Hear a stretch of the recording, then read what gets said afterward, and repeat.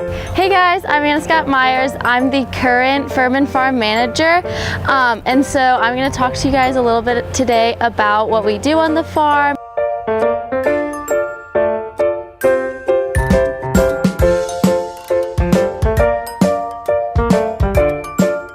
The farm is a quarter-acre garden.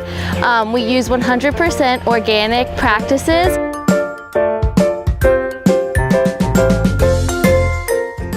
So this is our spinach row, one of our 7 that we have on the farm.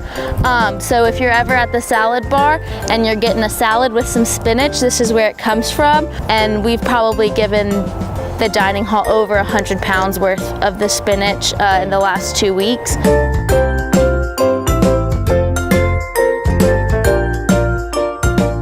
So this is the compost. We do compost here at the farm in these 3 bins, and there are others around the farm. But we get most of our compost from our off-campus site, and we bring it here. And then we use it to help build our rows. After we harvest a row, we'll throw some compost on to help it grow back so we can harvest it within a week or 2.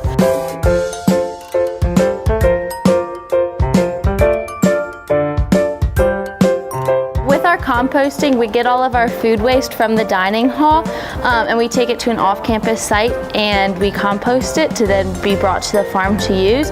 And what happens is a lot of times we get all of this silverware, we get full plates. During the lunch rush, the workers behind the conveyor belt, they get so overworked, and there's so much happening that they can't sift through all of the silverware, which is why it's really important to put your silverware in the bins. The Shy Center has, I think, 10 fellowship positions.